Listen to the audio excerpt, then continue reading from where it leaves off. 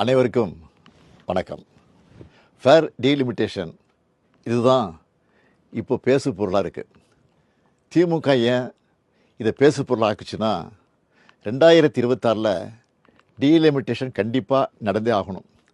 அப்போது மக்கள் தொகை அடிப்படையில் தொகுதி மறுசீரமைப்பு செஞ்சால் நம்மோட எம்பிக்களுடைய பிரதிநிதித்துவம் பாதிக்கப்படும். இதை உணர்ந்து தான் நம்ம முதல்ல குரல் எழுப்பியிருக்கிறோம். இது எம்பிக்கள் எண்ணிக்கை சார்ந்த பிரச்சனை மட்டும் கிடையாது, நம்ம மாநிலத்துடைய உரிமை சார்ந்த பிரச்சனை.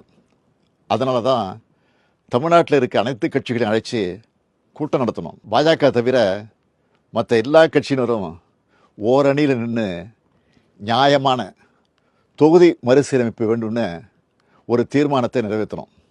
அதில் இந்த தொகுதி மறுசீரமைப்பால் பாதிக்கப்பட உள்ள மற்ற மாநிலங்களையும் ஒருங்கிணைச்சு போராட வேண்டும்னு முடிவெடுத்தோம்.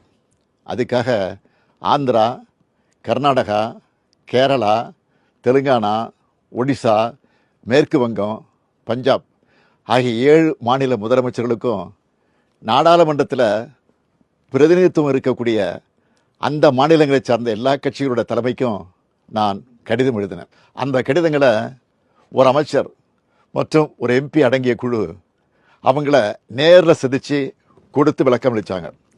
எல்லா மாநில முதலமைச்சர்கிட்டையும் நானே ஃபோனில் பேசினேன். இதை தொடர்ந்து சிலர் நேரடியாக வர்றதாகவும் சிலர் ஏற்கனவே ஒத்துக்கிட்ட நிகழ்ச்சிகள் காரணமாக தங்களுடைய பிரதிநிதிகளை அனுப்புகிறதாகவும் சொல்லியிருக்காங்க. இந்த முதற்கட்ட ஆலோசனை கூட்டம் நாளை மார்ச் 22 சென்னையில் நடக்க இருக்கு. இப்போது எதுக்கு இந்த கூட்டத்தை நடத்தணும்னு சிலர் கேட்குறாங்க. தொகுதி மறுசீரமைப்பால் நம்ம தமிழ்நாடும் நம்ம அழைச்சிருக்கிற மாநிலங்களும் பாதிக்கப்பட்டால் இந்திய நாட்டில் கூட்டாட்சிக்கான பொருளே இருக்காது, ஜனநாயகத்துக்கான மதிப்பே இருக்காது. நாடாளுமன்றத்தில் நம்முடைய குரல்கள் நசுக்கப்படும், நம்முடைய உரிமைகளை நிலைநாட்ட முடியாது. இது இந்த மாநிலங்களை அவமதிக்கிற செயல். எனவே மக்கள் தொகையை கட்டுப்படுத்தி சிறப்பாக செயல்பட்டு நாட்டோட வளர்ச்சிக்கு பங்களித்த மாநிலங்களுக்கு ஒன்றிய அரசு தண்டனை கொடுக்கக்கூடாது. அதனால தான் தமிழ்நாட்டில் இருக்கிற பெரும்பாலான கட்சிகளோட ஒருங்கிணைந்த சிந்தனைப்படி மற்ற மாநிலங்களை ஒருங்கிணைக்கிற இந்த கூட்டம் நடைபெறப் போகுது. இந்த கூட்டத்தில் ஒரு முடிவெடுக்கப்படும்.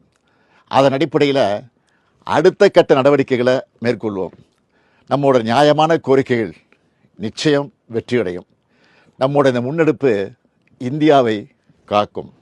நன்றி, வணக்கம்.